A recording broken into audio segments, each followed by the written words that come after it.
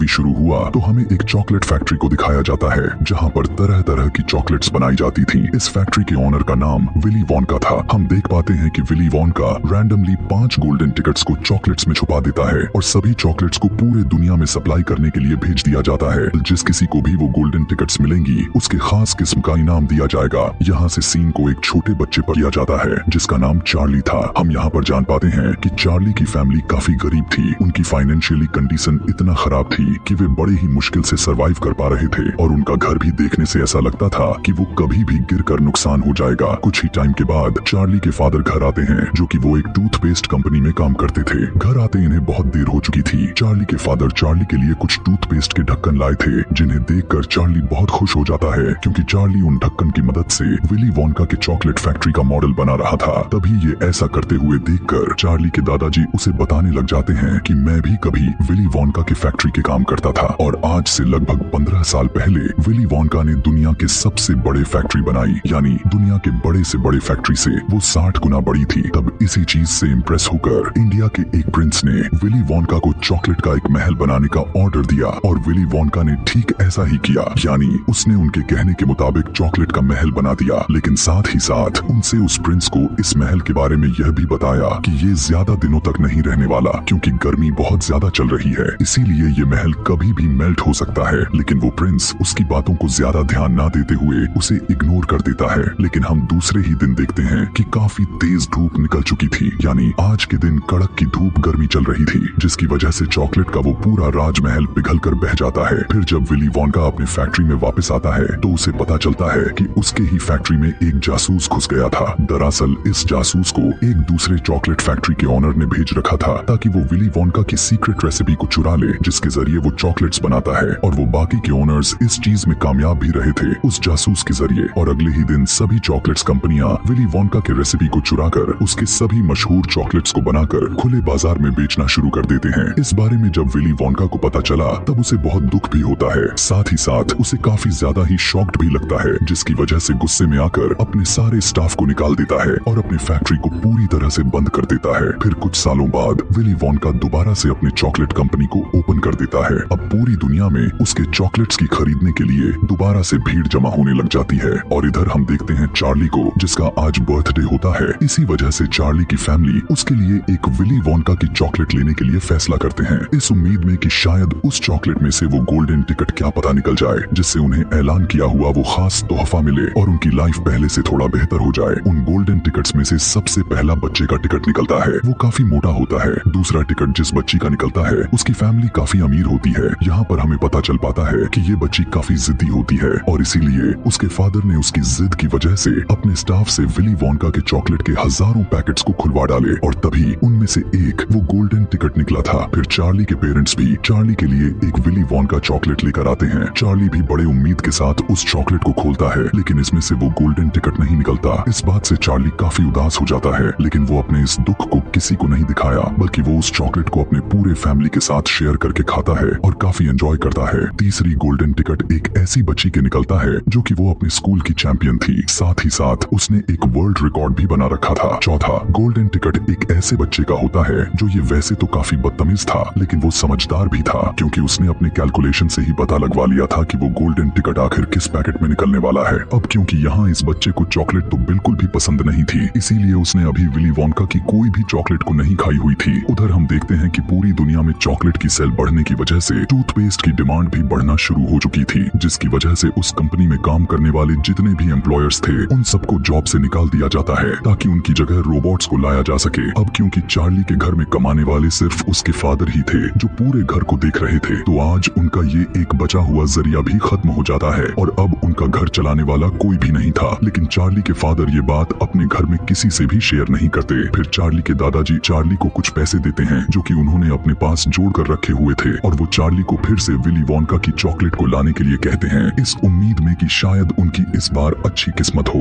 और वो golden ticket निकल जाए। और तब चार्ली ऐसा ही करता है और वो फिर से वही चॉकलेट को लेकर आता है और वो यहाँ बहुत ही उम्मीद के साथ उस चॉकलेट के पैकेट को खोलते हैं लेकिन इस बार भी उसमें से वो गोल्डन टिकट नहीं निकलता। यह देखकर चार्ली उदास होकर घर से बाहर आ जाता है कि तभी एक घर के बाहर से उसे 10 का एक नोट मिलता है और उन्हीं पैसों से चार्ली फिर से वही चॉकलेट को खरीदता है और अब वो जैसे ही उस पैकेट को खोलता है तो उस उसे अपने आंखों पर विश्वास ही नहीं हो रहा था, क्योंकि अब की बार तो उसका गोल्डन टिकट निकल गया था। चार्ली के आसपास खड़े सारे लोग उस गोल्डन टिकट को देखने लग जाते हैं और उसे खरीदने के लिए वो चार्ली को बहुत सारे पैसे देने का ऑफर करते हैं। लेकिन शॉप का ऑनर चार्ली के भलाई के लिए उसे अपने शॉप से जाने के लिए कहता है, ताकि चार्ली से कोई उसके टिकट को छीन ना ले। बिना देरी किए वो अपने घर आ जाता है और वो बहुत ही खुशी के साथ उस गोल्डन टिकट को अपनी फैमिली को दिखाता है। और जैसे ही वो गोल्डन टिकट को चार्ली के दादाजी देखते हैं तो खुद को रोक नहीं पाते, इसीलिए वो फौरन से उठकर डांस करने लग जाते हैं। फिर वो इस गोल्डन टिकट को अपने बेटे को देते हैं और कहते हैं कि बेटा, मुझे पढ़कर तो सुनाओ, आखिर इस पर क्या लिखा है। तब उसका बेटा उस टिकट को पढ़कर सुनाता है। उस पर लिखा हुआ था कि उस बच्चे के साथ उसके फैमिली का कोई एक बड़ा आ सकता है और जब उसे ये लोग अपना इनाम लेने के लिए जाएंगे तो इन्हें चॉकलेट का एक ट्रक देकर भेजा जाएगा। यानी कि वो इतनी ज्यादा चॉकलेट होगी कि अगर इंसान उसे खाता भी रहे तो फिर भी उसके लाइफ में वो चॉकलेट खत्म नहीं होगा। और पांचों में से एक बच्चे को एक खास तरह का तोहफा भी दिया जाएगा, यानी कि ऐसा तोहफा जो उसने कभी भी नहीं सोचा होगा। चार्ली के दादाजी कहते हैं कि मैं चार्ली के साथ जाऊंगा, क्योंकि वो चार्ली के साथ जाने के लिए काफी एक्साइटेड। यहाँ पर चार्ली अपने फैमिली को बताता है कि मुझे एक औरत ने इस टिकट के बदले में बहुत सारे पैसों की ऑफर की हुई थी और वो पैसे लेने के बाद हमारी लाइफ बिल्कुल पूरी तरह से चेंज हो जाएंगे। उसकी ऐसी बात सुनकर चार्ली के दादा जो उसे अपने पास बुलाते हैं और उसे समझाते हुए कहते हैं कि देखो बेटा, पैसा तो सभी के पास होता है, लेकिन ये जो गोल्डन टिकट है ये हमारे लिए बहुत ही अनमोल है, जो इस पूरे दुनिया के सिर्फ 5 खुश नसीब लोगों के पास है, जिसमें से तुम भी उनमें से एक हो। यह सुनने के बाद चार्ली मान जाता है। अब अगले दिन पांचों बच्चे अपने अपने फैमिली मेंबर के साथ चॉकलेट फैक्ट्री के बाहर पहुंच जाते हैं। उन्हें देखने के लिए वहाँ पर बहुत सारे लोग भी पहुंचे हुए थे। जैसे ही गेट को खोला जाता है और अंदर से आवाज आती है, आपका बहुत बहुत वेलकम है, प्लीज अंदर आ जाएं। यह सुनने के बाद वो सारे के सारे अंदर चले जाते हैं। जैसे ही वे सभी अंदर प्रवेश करते हैं तो दरवाजा बंद कर दिया जाता है। इन सभी लोगों को बहुत ही खूबसूरती के साथ वेलकम किया जाता है, एक गाने के साथ जो गाना विली वोंका पर ही बना हुआ था। इसके बाद विली वोंका खुद उनके सामने आता है। यहाँ पर आए सारे बच्चे खुद विली वोंका से अजीब अजीब सवाल करने लग जाते हैं, जिनका जवाब विली वोंका भी बहुत ही अजीब तरीके से देता है। फिर खुद विली वोंका फैक्ट्री के अंदर उनका वेलकम करता है। इसके बाद वो इन सभी को बताता है कि इस कमरे में जितनी भी चीजें हैं वो सारे के सारे चॉकलेट से ही बने हुए हैं, यानी कि जो कुछ भी दिख रहा है, जैसे कि घास, पहाड़, वाटरफॉल, इवन तालाब भी तक के चॉकलेट से बने हुए हैं। आप यहाँ पर घूम सकते हैं और यहाँ के किसी भी चीज को खा सकते हैं। तभी यह सुनकर सारे के सारे बच्चे इधर उधर फैल जाते हैं और तभी उनमें से उस जिद्दी बच्ची को वहाँ पर एक बौना दिखाई देता है और वो उसके बारे में विली वोंका से पूछती है। तो वो उन्हें बताने लगता है कि एक दिन मैं चॉकलेट की तलाश करने के लिए जंगल में गया हुआ था और वहाँ के जो ट्रिस थे वहाँ पर इन बोनों का पूरा कबीला ही रहा करता था और इन बौने के पास बहुत सारे कोको थी। इसीलिए विली वोंका कोको को हासिल करने के लिए उनके कबीले के लोगों को यह ऑफर देता है कि आपने मुझे कोको लेने दिया तो मैं आपको अपने चॉकलेट के फैक्ट्री में काम करने का मौका दूंगा, जहाँ पर सभी लोग बहुत आराम से रह भी सकते हैं और मजे मजे के चॉकलेट्स खा सकते हैं। उसी दौरान वो मोटा वाला बच्चा चॉकलेट पीने के लिए चॉकलेट के तालाब के पास जाता है, लेकिन तभी वो गलती से उसी तालाब में गिर जाता है कि तभी इतने ही देर में वहाँ पर काफी बड़ी मशीन आ जाती है। इस मशीन के जरिए चॉकलेट को फैक्ट्री के अंदर लेकर जाया जाता था। अब जिस पाइप के जरिए चॉकलेट अंदर जा रही थी उसी पाइप में वो मोटा बच्चा फंस जाता है और तभी यहाँ पर सारे एम्प्लॉयर्स उस मोटे बच्चे के लिए गाना गाने लगते हैं। यह देखकर वहाँ के सारे लोग काफी हैरान हो जाते हैं कि आखिर उन्हें कैसे पता था कि ये मोटा बच्चा उस पाइप में फंस जाएगा। अब उस मोटे बच्चे को फंसा हुआ देखकर उसके मदर को अपने बच्चे के लिए काफी फिक्र होने लग जाती है। तब विली वोंका अपने एम्प्लॉयर्स को बताता है कि इस बच्चे की मदर फैक्ट्री के अंदर जाना चाह रही है तो तुम उन्हें वहाँ लेकर जाओ। इसीलिए उस मोटे बच्चे की मदर वहाँ पर चली जाती है और बाकी लोग विली वोंका के साथ आगे के टूर पर चले जाते हैं। आगे जाने पर उन्हें चॉकलेट की नदी में एक बोट दिखाई देती है जो कि वो भी चॉकलेट का ही था, जिसके बाद वो सभी उस बोट में बैठकर अपने आगे का सफर तय करते हैं। इसी दौरान विली वोंका उस नदी से चॉकलेट को निकालकर चार्ली को टेस्ट करने के लिए देता है और तब चार्ली चॉकलेट को टेस्ट करते हुए विली वोंका से पूछता है कि आपने अपनी जिंदगी की पहली चॉकलेट कब खाई थी। और तब विली वोंका इस बात को बताते हुए अपने फ्लैशबैक में चला जाता है। वो बताता है कि मेरे फादर पूरे शहर के सबसे बड़े डेंटिस्ट थे और वो हर हैलोवीन पर मेरे लिए बहुत सारे चॉकलेट्स लाया करते थे। फादर मेरे दांतों पर ब्रेसेस लगा कर रखते थे ताकि चॉकलेट खाने की वजह से मेरे दांत खराब ना हो। मेरे फादर मेरे सारे के सारे चॉकलेट्स को आग में फेंक दिया करते थे।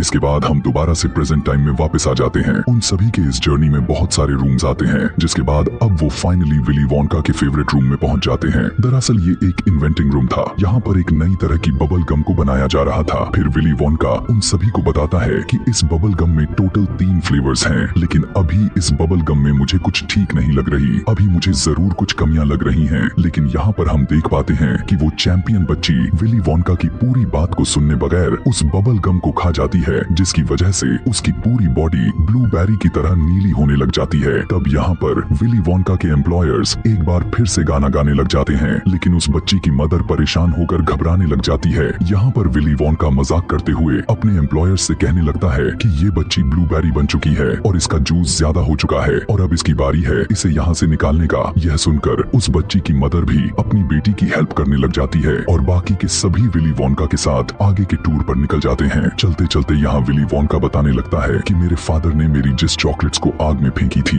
उनमें से जले हुए चॉकलेट को मैंने खा लिया था और फिर उसके बाद मैंने बहुत सारे चॉकलेट्स खाई। प्रेजेंट टाइम में वो एक नर्स के रूम में चले जाते हैं। यहाँ पर बहुत सारी गिलहरियां थी जिसे ट्रेनिंग दी गई थी। वो अच्छे अच्छे नट्स को चुनकर और खराब नट्स को रिजेक्ट करके उन्हें फेंक दिया करती थी। तब यह देखकर वो जिद्दी बच्ची अपने फादर से कहने लगती है, डैड प्लीज मुझे एक गिलहरी लेनी है, मुझे वो ले दीजिए ना। जिसकी बात को सुनकर विली वोंका उसे कहता है कि तुम उसे नहीं ले सकती क्योंकि हम यहाँ पर इस गिलहरियों को बेचते नहीं है। लेकिन वो जिद्दी लड़की अपने हरकतों से बाज नहीं आती। वो एक गिलहरी को पकड़ने के लिए उनके बीच में चली जाती है, लेकिन उसकी ऐसी हरकत उन गिलहरियों को जरा सा भी पसंद नहीं आता। इसीलिए वो सारे के सारे गिलहरियां उस बच्ची पर चढ़ने लग जाती हैं, क्योंकि वो उसे भी एक नट ही समझ रही थी और वो गिलहरियां उसे चेक कर रही थी कि क्या यह एक अच्छा नट है। लेकिन वो बच्ची उन गिलहरियों को पसंद नहीं आती, इसीलिए वो उसे खराब नट समझकर डस्टबिन में फेंक देती हैं और तब उसे बचाने के लिए उसका फादर भी चले जाते हैं। और यहाँ पर अब तीसरी बार विली वोंका के एम्प्लॉयर्स गाना गाने लग जाते हैं कि वो बच्ची अपने फादर की वजह से ही जिद्दी हुई है, क्योंकि उसके फादर हर उसकी अच्छी बुरी बातों पर माना करते थे और तभी उसके फादर को भी एक गिलहरी वहीं फेंक देती है, यानी जहाँ पर उनकी बेटी गई थी। तब बचे हुए लोग फिर से आगे के टूर पर निकल जाते हैं और अब विली वोंका उन्हें एक अलग तरह के लिफ्ट में लेकर जाता है और ये लिफ्ट सिर्फ ऊपर से नीचे ही नहीं बल्कि लेफ्ट से राइट भी राइड करती थी। लिफ्ट के जरिए वो लोग बहुत सारे रूम्स को देख पाते हैं। तब यहाँ पर चार्ली विली वोंका से पूछता है कि आखिर आपने ये सब कुछ कैसे शुरू किया। तब यहाँ पर विली वोंका बताने लग जाता है कि मेरे फादर ने मुझे चॉकलेट खाने के लिए मना किया था, लेकिन मैं तो चॉकलेट्स लवर था, मुझे चॉकलेट्स बहुत ही ज्यादा पसंद थे, इसी वजह से मैंने अपना घर छोड़ दिया। फिर प्रेजेंट टाइम में वो एक टीवी रूम में पहुंच जाते हैं जहाँ पर किसी भी चॉकलेट को टीवी के अंदर तक भेजा जा सकता था और टीवी देखने वाले सारे लोग उस चॉकलेट्स को खा भी सकते थे। लेकिन उसकी इस बात पर जो समझदार बच्चा था वो यकीन नहीं करता, इसीलिए वो उस मशीन में जाकर उसे स्टार्ट कर देता है, जिसकी वजह से एक तेज रोशनी से वो गायब हो जाता है और वो उस टीवी के अंदर चला जाता है, जिसकी वजह से उसका साइज भी काफी छोटा हो चुका था। और तब यहाँ एक बार फिर से यानी चौथी बार विली वोंका के एम्प्लॉयर्स गाना गाने लग जाते हैं और यह गाना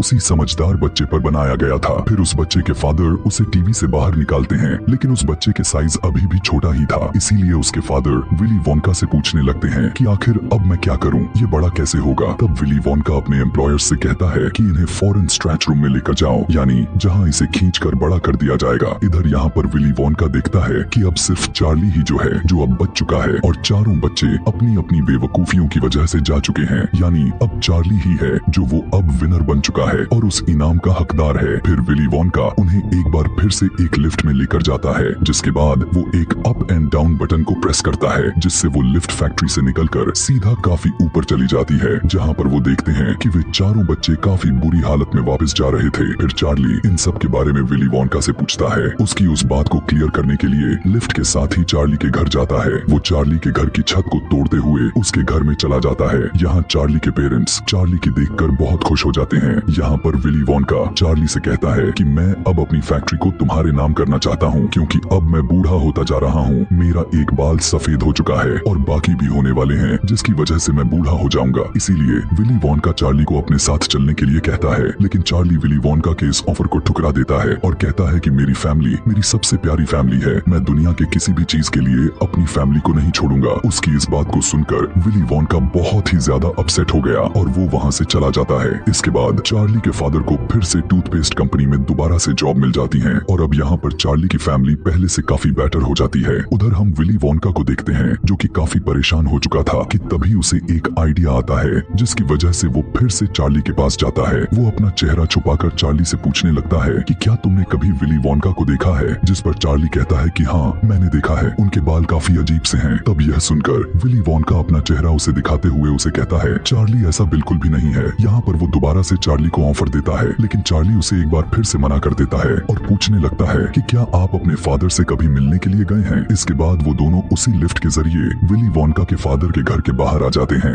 यहाँ पर विली वोनका के फादर उसे पेशेंट समझ रहे थे, इसी वजह से उसे अंदर ले जाकर उसके दांतों को चेक करने लग जाते हैं, क्योंकि अब विली वोनका काफी बड़ा हो चुका था, जिसकी वजह से वो उसे पहचान नहीं पाते। यहाँ पर चार्ली देखता है कि विली के फादर ने उसके सारे न्यूज आर्टिकल्स को बिल्कुल एक सर्टिफिकेट की तरह दीवारों पर लगाया हुआ था। चेकअप के टाइम विली के फादर उसे कहने लगते हैं कि तुम्हारे दांत बहुत अच्छे हैं, इतने अच्छे दांत मैंने आज तक नहीं देखे। और तब यहाँ पर विली वोनका अपने फादर के सामने यह रिवील कर देता है कि मैं विली वोनका हूँ, यानी कि आपका बेटा। और तब यहाँ पर दोनों बाप बेटे एक दूसरे के गले मिलते हैं। यहाँ पर विली वोनका को फैमिली की अहमियत के बारे में पता चलता है कि एक इंसान के लिए फैमिली कितनी जरूरी होती है। इसके बाद यहाँ वो चार्ली को एक नया ऑफर करता है, जिसके बाद दोनों फैमिली चार्ली के घर पर खुशी खुशी से खाना खाने लग जाते हैं, क्योंकि असल में विली वोनका चार्ली के घर को अपनी चॉकलेट फैक्ट्री के अंदर लेकर आया था। और अब चार्ली अपने फैक्ट्री के साथ उसके घर का भी ध्यान रखता है, यानी कि अब उनकी हालात पहले से काफी ज्यादा ही बेटर हो चुकी है। और इसी हैप्पी एंडिंग के साथ ये कहानी भी यहीं पर खत्म हो जाती है।